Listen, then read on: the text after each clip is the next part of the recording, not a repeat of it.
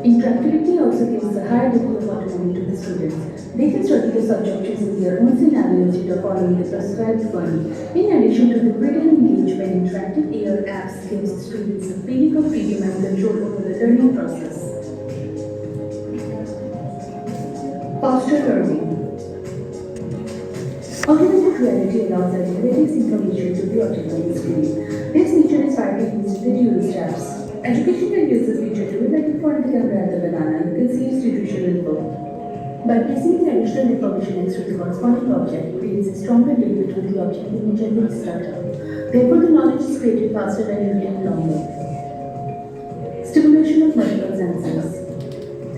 It is a known fact that your memory works best when multiple senses are involved. AR and AR tackles students get a more complete picture of what they are studying. Augmented reality can show us the process from inside, demonstrating how different parts of the heart function. The sound of the heartbeat completes the picture. There are also apps involving multiple senses like SuperZam, featuring dozens of animals. Their realistic sounds make the young student amazing on the road.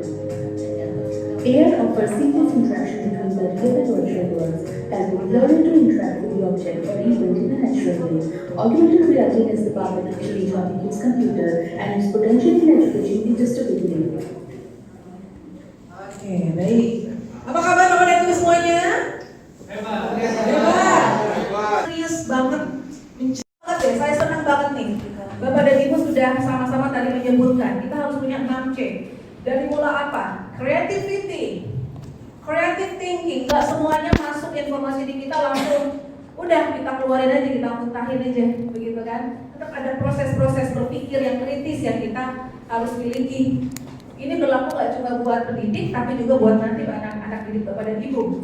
Gitu, gak cuma sekedar forward, tapi begitu. Digital marketing dan strategi spesialis, renewable strategi spesialis. Ini turut berdasarkan yang paling banyak 1 sampai dengan 10. Yang munculnya itu paling besar, begitu ya. Sampai terakhir business development profesional. Internet Things of Specialist nomor 7 Pak Muzan. Digital Transformation Specialist nomor 8. Ini yang emerging, artinya yang muncul selama 5 tahun ke depan nantinya, 2020 sampai 2025. Lalu kemudian ada sih, tetap ada kok jobs, artinya yang masih redundant. Yang redundant itu yang banyak, frekuensinya banyak orang nanti akan kesini, ya. Tapi hati-hati ya, yang banyak belum tentu bagus, karena banyak banget, gitu kan? Ya, nah, apa aja contohnya? Accounting, bookkeeping, payroll, ada tetap, tapi banyak banget. Data entry clerical, bahkan di dunia saya, di dunia human resource ada. Nomor 8, human resource specialist nomor 8 ada. Dan papan atas kalau orang sudah bilang banyak banget, tidak ada. Ada lagi business service dan administration manager, ada lagi accountant dan auditors. Ada. Sisanya kemana? Sisanya hilang. Sisanya tergantikan Pak. Oleh? Karena ada beberapa hal yang mungkin bisa jadi dihybridkan dengan robotics. Begitu. Guru posisinya di mana? Ayo di mana Pak? Guru di samping robot Bu. Betul. Guru yang memperkenalkan ini semuanya. Ini akan menjadi tanggung jawab guru untuk memperkenalkan bagaimana kita sedang mengarah ke sana. Ini bisa jadi bahan buat ketika nanti akan masuk kelas di kelas-kelas bimbingan karir di kelas begitu ya. Di kelas. Kuliner nggak ada situ Bu ya? Hah? Kuliner. Kuliner. Kuliner ada Pak. Ada. Tapi mungkin boleh jadi hybrid Pak. Hybrid. Bapak hybrid ya, terintegrasi. Oke. 20 skill tahun 2025. Ini udah yang Bapak dan Ibu bisa masih ingat gak? Kalau terakhir Mas Menteri sampaikan keterampilan apa saja yang harus dimiliki oleh pendidik dan oleh siswa didik untuk menghadapi masa sekarang ini. Critical thinking, collaboration, creativity, apa lagi? Innovation, itu creativity, apa lagi? Karakter diri, punya watak Indonesia. Makanya kenapa kalau di IKM itu ada yang namanya profil Pancasila.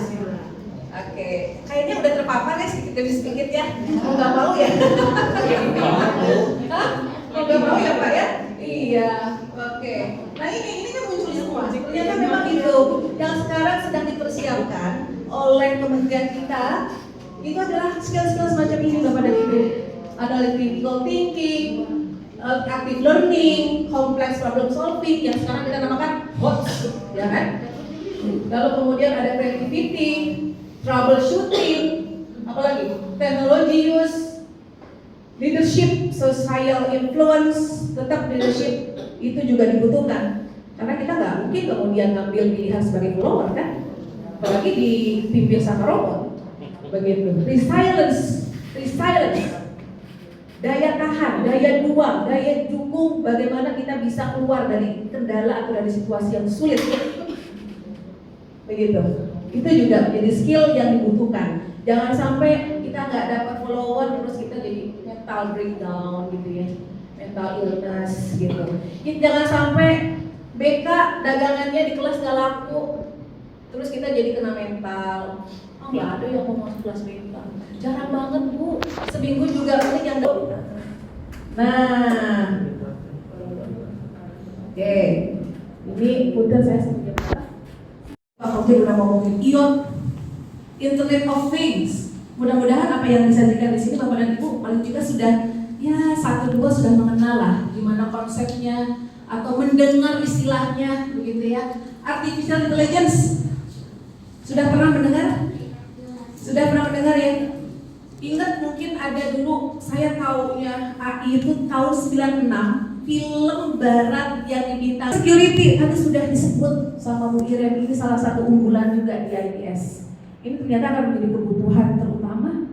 Lihat di sini ya urutannya. Genomic ngomongin gen, Bagaimana kalau kita punya luka itu gak perlu lama-lama kita obatin, dikasih cairan langsung bukan selaput kulit sendiri, langsung membentuk jaringan baru. Kanker sel langsung kemudian musnah, nggak perlu pakai kemoterapi yang berbelit-belit begitu ya, sampai harus merontokkan segala macam. Begitu langsung tepat sasaran. Industrinya Genomics. Drone udah lama mungkin Bapak dan Ibu tahu. Anak-anaknya main drone atau Bapak dan Ibu lagi selfie pakai teknologi drone. Kita kayaknya bisa diambil dari ketinggian berapa kilometer gitu kan, di atas permukaan laut misalnya. Robotik, virtual reality (VR) menghadirkan situasi nyata secara virtual. Jadi kalau misalkan kita berada dalam ngajarin anak-anak namanya marketing activities begitu ya, kita memang hadirkan dalam dunia dengan teknologi. Kepikiran nggak ada chip masuk ke dalam tubuh lalu kemudian langsung mengenali ada sel-sel yang rusak, kita langsung diobatin. Nanoteknologi. Renewable energy. Dulu kepikiran nggak sih Bapak dan Ibu kalau mobil sekarang bahan bakarnya itu sekat solar, listrik? Dulu kita nggak kepikiran ya, kita punya bensin, diesel yang punya gitu ya. Sekarang mobil listrik, coba lihat. Update terakhir dari teman-teman Kemenpan, nggak usah dibocorin deh. Tapi IKN sedang mempersiapkan salah satu infrastrukturnya adalah tadi stasiun-stasiun yang berbasiskan listrik. Begitu. Oke, sharing ekonomi. Dulu kalau kita mau nginep ke hotel, biasanya apa yang harus kita lakukan? Datang, mau check-in gitu ya. Kalau sekarang udah langsung aja kita buka, terus pakai apa, aplikasi apa? Iya, udah banyak Traveloka gitu ya, itu sharing ekonomi. Gitu. Makin dekat kan, dan secara nggak sadar kita akhirnya juga ikut kok merasakan itu. E-learning ini juga Bapak dan Ibu saya yakin juga sudah tahu. Apalagi kalau buat kelas-kelas kayak misalkan guru berbagi begitu kan nggak pakai e-learning. Big data, 3D printing, blockchain teknologi. Ini istilah-istilah yang nantinya akan Bapak dan Ibu akan sangat familiar sekali, justru keluarnya dari mulut-mulut anak didik Bapak dan Ibu semua. Oke. Yuk sekarang kita lihat siapa